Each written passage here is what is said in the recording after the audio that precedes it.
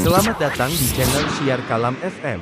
Bagaimana Al-Quranul Karim memberikan tempat khusus yang begitu istimewa bagi orang-orang yang percaya terhadap hal gaib, karena bagi sebagian orang percaya terhadap hal gaib itu bukan perkara yang mudah. Kalau kita percaya dengan adanya air, dengan adanya api, dengan adanya penyakit, itu hal yang normal, semua orang percaya. Tapi untuk percaya terhadap hal-hal yang tidak bersifat fisikal, tidak terlihat oleh panca indera, bagi sebagian orang itu terkadang sulit.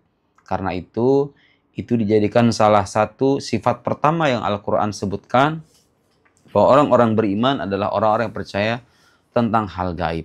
Yang jadi pertanyaan kita kemudian, apakah manusia itu bisa mengetahui hal gaib? Nah, sekarang mari kita simak jawaban Imam Fakhruddin Ar-Razi dalam tafsir Mafatihul Ghaib halaman 32 juz 1 dan 2. Fa'in qila, apabila dikatakan, ini ulama biasa mengajukan pertanyaan semacam ini, memungkinkan adanya pertanyaan di balik penjelasan mereka. Kalau ada pertanyaan, afataqulun al-'abdu ya'lamul ghaib amlah? Kalian mengatakan hamba itu bisa mengetahui hal gaib atau tidak? Ini jawaban beliau. Qulna qad bayyana annal ghaib yanqasim ila ma alaihi dalil wa ila ma la alaihi wa ila ma la dalil alaihi. Sudah kita jelaskan, kata Imam Ar-Razi di halaman sebelumnya, bahwa hamba itu bisa mengetahui hal gaib, dan hal gaib itu bisa dibagi dua. Ada hal gaib yang memiliki bukti, ada hal gaib yang tidak memiliki bukti, atau tidak kita ketahui buktinya. Ada hal gaib yang memang memiliki landasan, kira-kira begitu. Ada hal gaib yang tidak kita ketahui landasannya. Ammal ladzi la dalila alaih, adapun hal gaib yang tidak memiliki landasan, dalam arti tidak kita ketahui landasannya ya. Fahuwa subhanahu wa ta'ala al-alimu bihi la ghairuhu. Maka Allah subhanahu wa ta'ala lah yang lebih tahu tentang hal gaib itu, tidak selainnya. Allah yang lebih tahu tentang hal-hal gaib yang tidak kita ketahui dalilnya, karena dia maha mengetahui. Wa ammal ladzi alaihi dalil, adapun hal gaib yang memiliki bukti atau landasan dan kita mengetahui landasan itu, fala yamtani'u an taqul na'lamu minal ghaib ma lana alaihi dalil. Tidak ada halangan bagi kita untuk berkata bahwa kita mengetahui hal gaib yang kita ketahui buktinya. Nah, ini penting. Saya akan kaitkan ini dengan fenomena dan kontroversi orang belakangan ini. Banyak tuh sekarang orang-orang yang mengingkari hal-hal gaib seperti jin, setan, dan lain-lain. Kita tuh nggak pernah melihat jin, melihat setan. Malaikat pun kita tidak pernah melihat.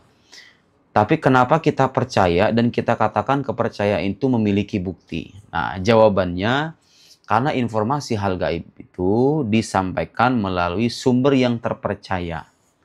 Siapa yang sumber terpercaya itu? Ya, Nabi Muhammad Sallallahu Alaihi Wasallam. Karena beliau sudah terbukti kenabiannya, beliau datang dengan wahyu. Wahyu itu mengabarkan ada makhluk-makhluk gaib namanya malaikat, jin, setan, dan hal-hal lainnya. Jadi kepercayaan kita terhadap hal-hal gaib itu ada landasannya, yaitu kenabian Nabi Muhammad Sallallahu Alaihi Wasallam. Beliau mengabarkan itu. Seandainya yang mengabarkan hal gaib itu manusia biasa, kita berhak untuk ragu. Dan kita pun berhak untuk mendustakan. Sekarang kalau misalnya Anda menjumpai cerita-cerita yang aneh dari guru Anda, dan itu tidak mencederai prinsip keimanan, Anda nggak apa-apa nggak percaya, Anda tidak diwajibkan. Jadi dalam agama itu kita tidak diminta untuk percaya pada semua hal gaib, tidak. Tapi yang kita percaya adalah hal gaib yang memiliki landasan, hal gaib yang memiliki atau bersumber dari informasi yang terpercaya. Dalam hal ini adalah Nabi. Kalau informasi hal gaib tersampaikan melalui lisan seorang Nabi atau kitab suci yang sudah terbukti keilahiannya, maka kita mau tidak mau harus membenarkan. Dan pembenaran ini ada landasannya, ada dalilnya.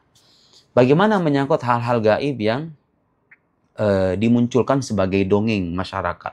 Kita nggak apa-apa mendustakan hal gaib semacam itu. Jadi sebelum Anda membenarkan atau mendustakan hal gaib, yang harus Anda lakukan adalah dia ini disampaikan oleh sumber yang terpercaya atau tidak. Kalau itu sumbernya bisa diragukan, maka Anda bisa meragukan informasinya. Tapi kalau sumbernya itu terpercaya, terbukti dari hadis yang sahih misalnya, atau mutawatir, atau Al-Quranul Karim, maka konsekuensi logisnya kita harus membenarkan hal gaib itu. Dan itu miliki landasan. Dan ada hal-hal gaib yang itu hanya diketahui oleh Allah dan kita tidak mengetahuinya. Nah, menyangkut hal-hal gaib semacam itu, kata Imam Fakhruddin Ar-Razi, kita nggak bisa mengetahui, hanya Allah saja yang tahu. Tapi manusia bisa mengetahui hal-hal gaib kalau dia diberikan atau diberi pengetahuan tentang bukti-buktinya dan kita bisa mengetahui bukti-bukti itu. Walhasil, setiap kali ada kontroversi, sekarang misalnya orang mengingkari namanya sihir, padahal sihir itu ada dalam Al-Quran. Persoalan nanti sihir itu terjadinya seperti apa dan bagaimana, itu soal rincian saja. Tapi prinsipnya, apa yang disebut sebagai sihir itu ada dalam Al-Quranul Karim, karena itu Anda nggak bisa mendustakannya. Nah, kita bisa mendustakan dukun-dukun yang suka melakukan dramatisasi ya terhadap hal gaib. Seolah-olah kalau ini didiagnosa, kata dokternya ini nggak ada penyakit, langsung disimpulkan. Oh ini ada yang nempelin, oh ini ada kiriman dari ini. Itu nggak harus Anda percayai. Termasuk cerita orang Indonesia ada pocong, susur ngesot, ya tuyul, kuntilanak. Itu bukan hal-hal gaib yang berasal dari sumber yang terpercaya. Anda nggak apa-apa mendustakannya. Tapi kalau jin itu namanya ada dalam Al-Quran, kisahnya ada dalam hadis-hadis sahih. Sihir itu ada dalam Al-Quran, kisah Fir'aun dengan Nabi Musa alaihissalam. Itu terjadi, termaktub dalam Al-Quranul Karim. Nah, jadi, apapun yang dikabarkan oleh sumber yang terpercaya, itu harus kita percayai. Tapi kalau dia disampaikan oleh sumber yang tidak terpercaya, manusia biasa, maka itu bisa kita ingkari. Semoga bermanfaat. Wassalamualaikum warahmatullahi wabarakatuh.